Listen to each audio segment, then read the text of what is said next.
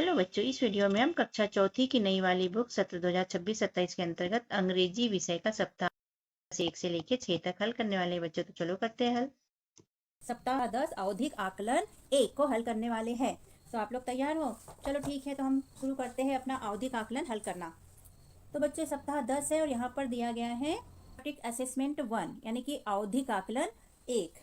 इसका मतलब होता है समय समय पर किया जाने वाला आकलन। ठीक है, तो यहाँ पर ओरल असेसमेंट है, मौखिक आकलन। ये प्रश्न आपसे मौखिक पूछे जाएंगे और आपको बोलकर ही इसके आंसर देना है। ऊपर पहला प्रश्न है read the following words any two, यानी कि 2 वर्ड्स को आपको पढ़कर बताना है, इनमें से कोई भी 2। तो हम सारे बता देते हैं, आप देखना आपको कौन से 2 आते हैं।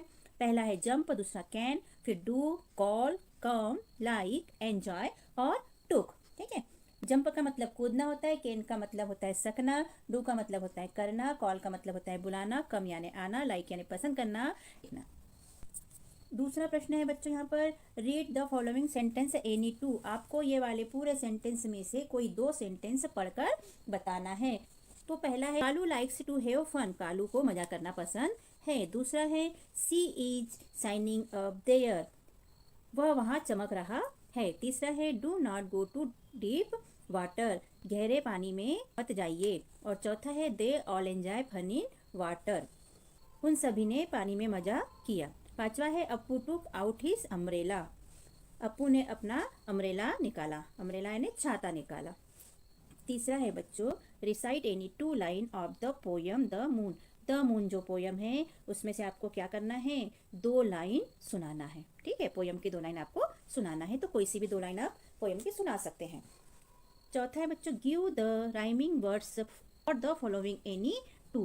क्या करना है, इसमें से किसी भी 2 के राइमिंग वर्ड आपको बताना है। पहला है पंप, दूसरा स्काई, तीसरा बी, फिर टॉल, मैन और कुक। तो इनमें से किसी के भी 2 राइमिंग वर्ड आपको बताना है। ठीक है, जैसे आप कुक का बता सकते हैं हुक, टॉल का बॉल, बी का पी, 2 वर्ड्स के राइमिंग वर्ड बताना है।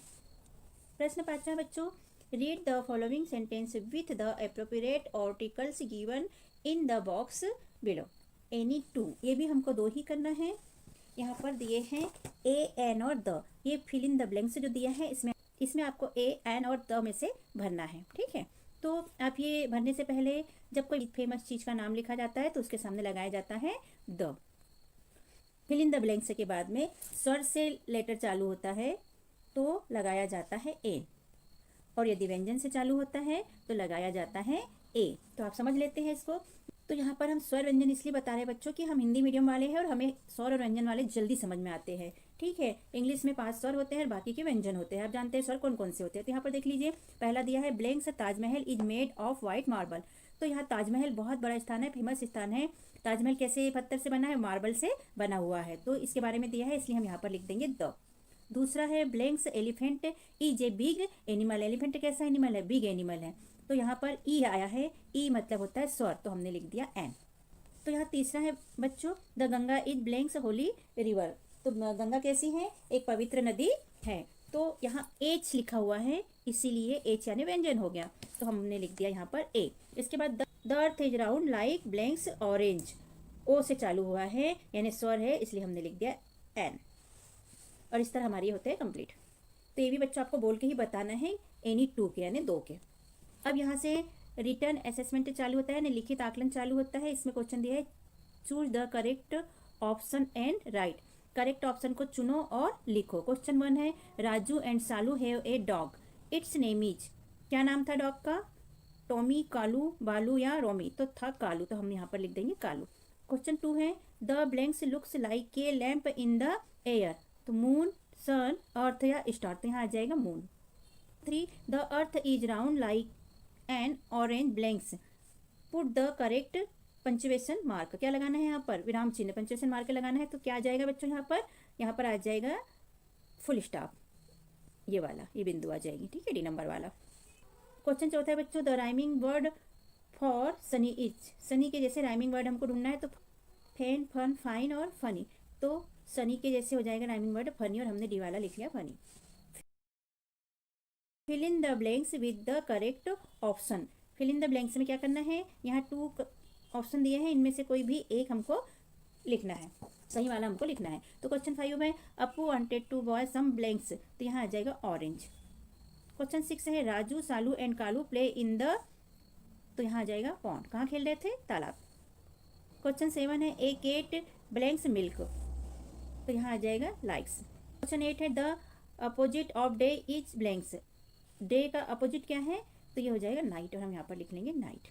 इसके बाद है बच्चों answer the following question in one word sentence, इनके क्वेश्चनों के आंसर देना है वन वर्ड में या फिर वन सेंटेंस में देना है। तो क्वेश्चन 9 है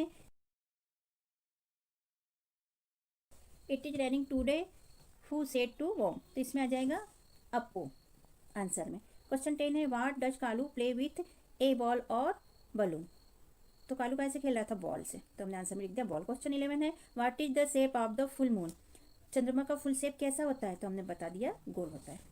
answer the following question in 1 और 2 सेंटेंस, एक या 2 सेंटेंस में हमें आंसर देना है। तो क्वेश्चन 12 है what did the ant want to buy, तो इसका आंसर है the ant want to buy a pen and an ink pot, चींटी क्या लेने गई थी, तो पेन लेने और इंक पॉट लेने गई थी। क्वेश्चन 13 है does the moon change its shape every night, moon का शेप एवरी नाइट चेंज होता है, तो आंसर है यस होता है, the moon change its shape every night. Question 14 write about your favourite teacher in 2-3 sentence, 2 या 3 sentence में हमें बताना है अपनी फेवरेट टीचर के बारे में। तो आप अपनी फेवरेट टीचर का नाम और उनके बारे में यहाँ पर लिख सकते हैं। माई फेवरेट टीचर, 2 बार लिख दिया हमने टीचर, ठीक है। माई favourite teacher name is, Mrs या मिस्टर जो भी आपको यहाँ पर लिखना है, फिर यहाँ पर उनका नाम लिख लीजिए आपके पसंद के टीचर का। दूसरा my favourite teacher is my inspiration, प्रेरणा है, मेरी टीचर मेरी प्रेरणा है, ठीक है, आप अपने हिसाब से यहाँ लिख सकते हो। Question 15 colour the ant and right 2-3 sentence about it, 2 या 3 सेंटेंस लिखना है हमें चींटी के बारे में, और चींटी का जो चित्र दिया है इसमें हमें कलर भरना है। तो यहाँ आप कलर भर लीजिए बच्चों, चींटी ब्लैक या ब्राउन कलर की ज़्यादातर होती है, तो आप कुछ भी यहाँ पर कोई भी कलर भर सकते हैं।